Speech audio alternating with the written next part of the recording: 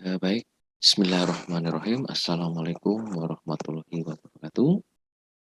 Selamat pagi, salam sejahtera untuk kita semua. Apa kabar saudara-saudara?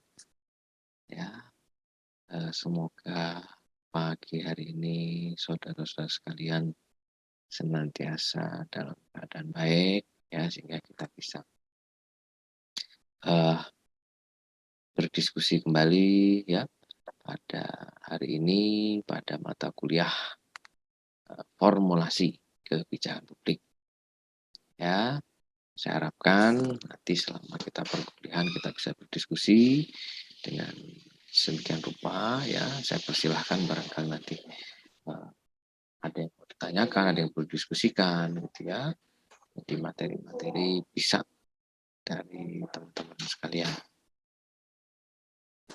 Baik saudara-saudara sekalian, pagi hari ini kita akan membahas mengenai mata kuliah formulasi kebijakan publik. Ya, mata kuliah ini adalah mata kuliah uh, lanjutan dari mata kuliah sebelumnya, yaitu mata kuliah kebijakan publik yang disampaikan di semester 3. Ini adalah mata kuliah semester 6, sehingga karena ini adalah mata kuliah di semester 6, maka kita bisa lihat di sini capaian-capaian pembelajaran yang dipersyaratkan di sini adalah capaian-capaian pembelajaran yang lebih bersifat analitik, ya, lebih bersifat pengembangan dan seterusnya, bukan hanya sekedar pemahaman, membawa pemahaman, ya, menjelaskan teori dan konsep. Tidak hanya itu, tapi juga sampai dengan kemampuan membahas, menguraikan, ya, meranking isu-isu prioritas dan seterusnya.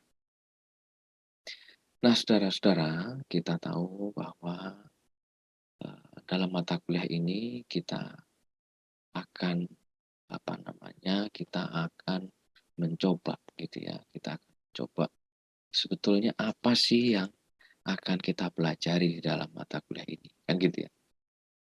Jadi eh, kalau dulu di semester sebelumnya atau di semester 3 kita sudah dapat mata kuliah kebijakan publik, maka di semester 6 ini kita eh, lanjutkan mata kuliah kebijakan publik itu dengan mata kuliah formulasi.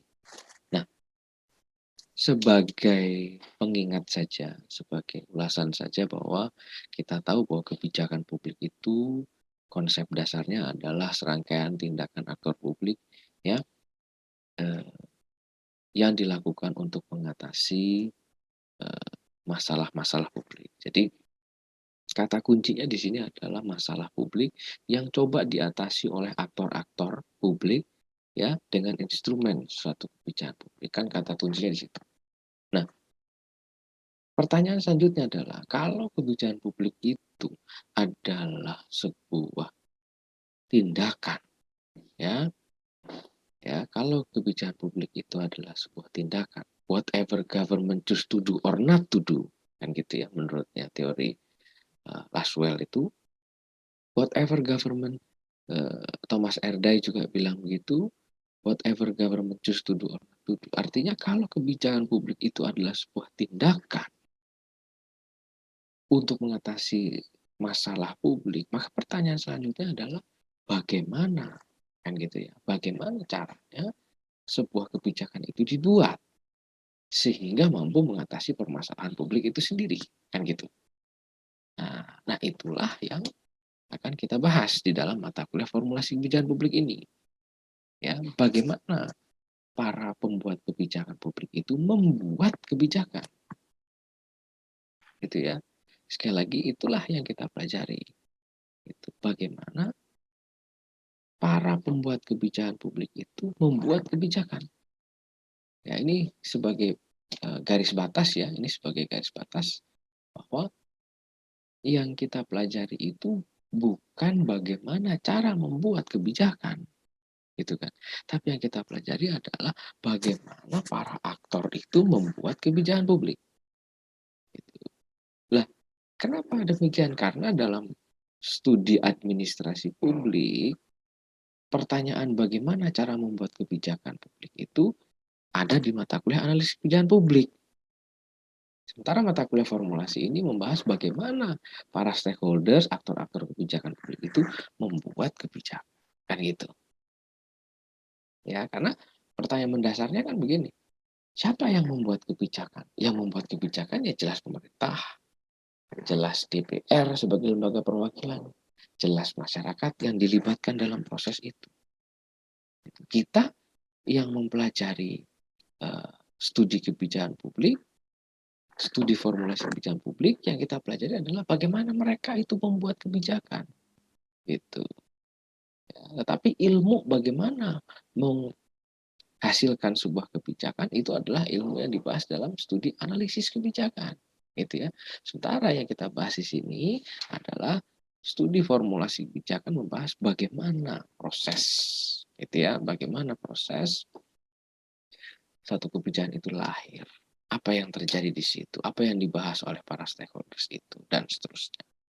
Nah, saudara, ini adalah buku-buku sebagai acuan ya, sebagai acuan adalah buku-buku sebagai acuan yang bisa kita pergunakan ya. Ada buku-buku yaitu The Theories of the Policy Process ya, ini bisa diakses secara online ataupun di perpustakaan saya kira juga tersedia. Ada 3 buku utama ini yang bisa kita pergunakan ya. Ya, yang selanjutnya adalah Thomas Bricklin. Di sini akan banyak membahas mengenai konsep-konsep dasar, formulasi, model-model gitu ya, dan seterusnya. Kemudian di John Kingdon, yang ketiga adalah buku mengenai John Kingdon ini mengenai agenda alternatif and public policy. Ini akan banyak menjelaskan bagaimana suatu kebijakan publik itu bisa dibahas atau tidak dibahas oleh pemerintah.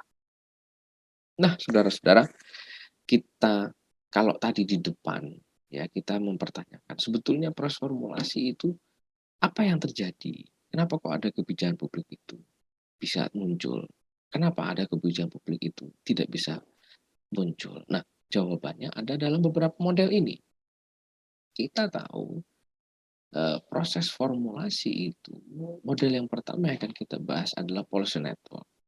Artinya apa? Saudara-saudara, menurut model policy network ini suatu kebijakan publik itu bisa muncul atau bisa dilahirkan dari proses networking, dari proses jejaring yang dibentuk oleh 3 elemen utama, yaitu elemen lembaga perwakilan, parlemen, ya, elemen interest group, ya, elemen kelompok kepentingan, dan elemen birokrasi atau pemerintah.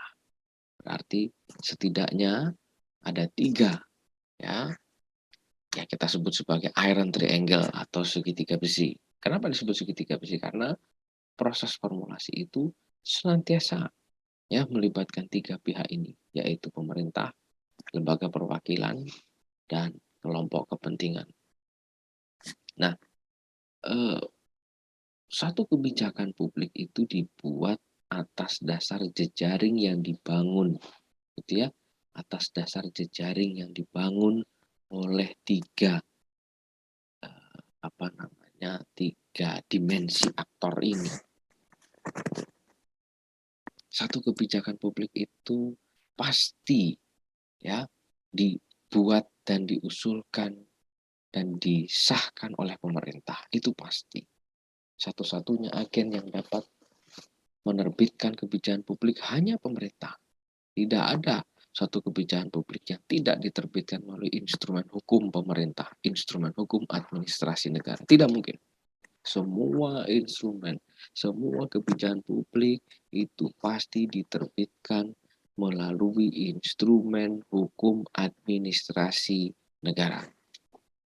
Apakah itu berbentuk undang-undang, apakah itu berbentuk perpu, apakah itu berbentuk peraturan pemerintah, apakah itu berbentuk peraturan daerah, dan seterusnya. Pasti diterbitkan oleh pemerintah.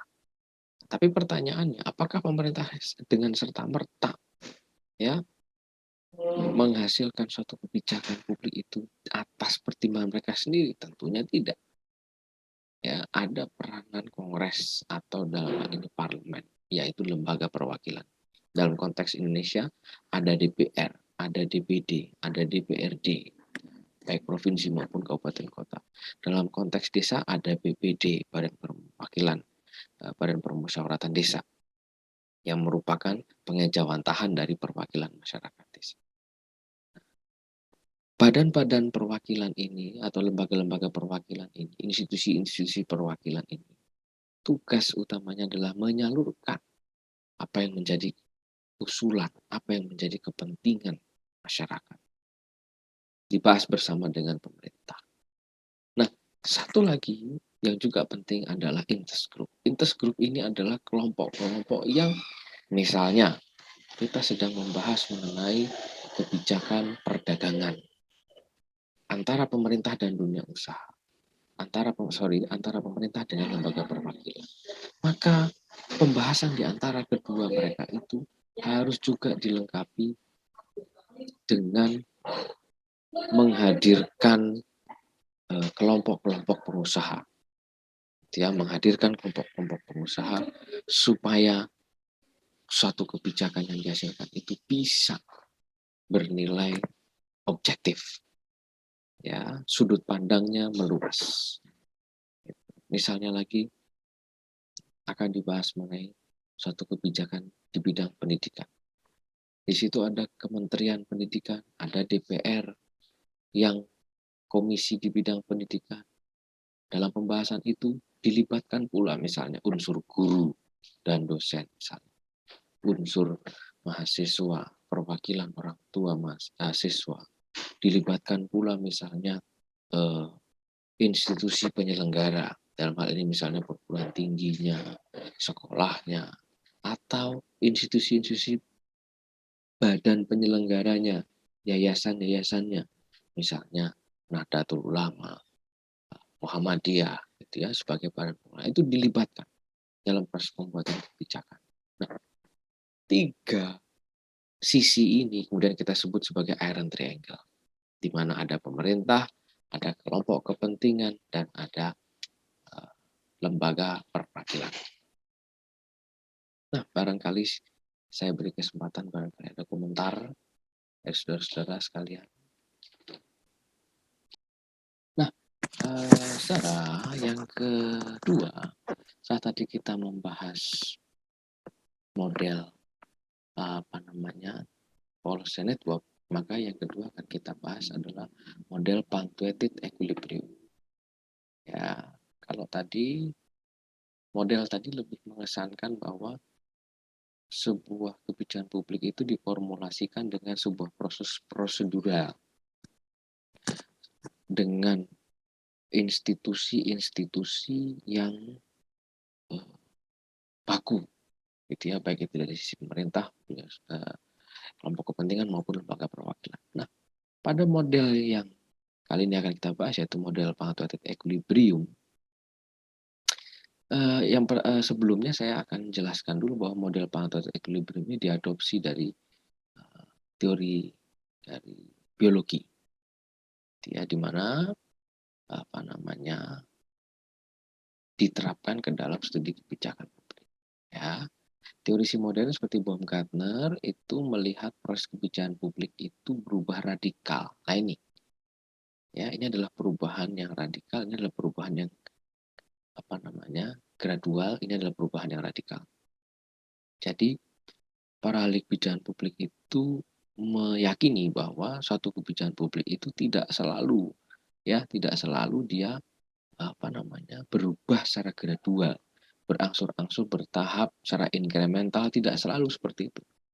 Tapi karena ada faktor eksternal dan ada faktor internal, maka sebuah kebijakan publik itu bisa berubah dengan secara tiba-tiba, dengan substansi perubahan yang sangat drastis, berubah dari kebijakan yang sebelumnya.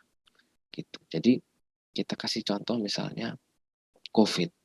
Ya, bagaimana COVID itu adalah satu faktor yang kemudian mengubah kebijakan publik itu berubah haluan langsung. Tadinya anggaran kebijakan itu digunakan untuk misalnya pembangunan infrastruktur, ya, pemberdayaan masyarakat, gitu kan. Kemudian tiba-tiba semua berubah untuk penanganan pandemi. secara tiba-tiba dalam waktu yang sangat cepat dengan substansi kebijakan yang berubah secara drastis. Kemudian kita bisa beri contoh lagi misalnya reformasi 98. Reformasi 98 ya, secara substansi itu mengubah ya, mengubah substansi kebijakan yang ada di Undang-Undang Dasar. Mengubah sama sekali. Jadi di Undang-Undang Dasar sebelum amandemen, MPR adalah lembaga tertinggi negara. Sementara setelah amandemen, MPR bukan lagi lembaga tertinggi negara, tetapi menjadi salah satu lembaga tinggi negara bersama-sama dengan Presiden, DPR, BPK, MA, MK, ya itu. Itu adalah perubahan yang terjadi secara drastis, perubahan yang terjadi secara cepat. Kenapa sih kita bilang cepat? Karena relatif cepat dari tahun 98, 99 ya, kemudian terjadi amandemen ya 2000 tahun 2000, tahun 2001 sampai dengan 2003 itu terjadi amandemen Undang-Undang Dasar yang sangat substansial. Nah, itulah eh, salah satu model yang lain yaitu punctuated equilibrium, mana kita bisa lihat bahwa suatu kebijakan publik itu terjadi diformulasikan atas perubahan yang sangat cepat. Nah, seperti itu. Nah, baik ya, saudara. Tadi sudah kita bahas beberapa materi mengenai model eh, bagaimana sebuah kebijakan publik itu bisa lahir, ya, bagaimana prosesnya. Sebagai kesimpulan, ya, sebagai kesimpulan, saya akan menyimpulkan beberapa hal. Ya.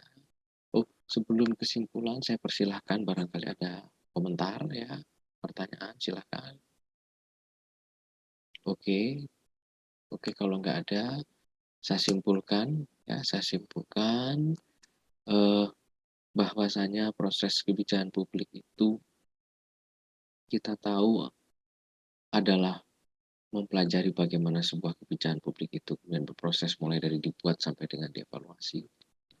Tiba saatnya hari ini kita mendiskusikan mengenai bagaimana satu kebijakan publik itu diformulasikan oleh para aktor kebijakan.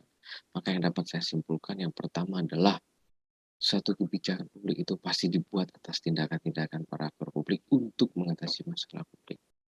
Yang kedua, proses formulasi itu eh, dibuat dengan beberapa model.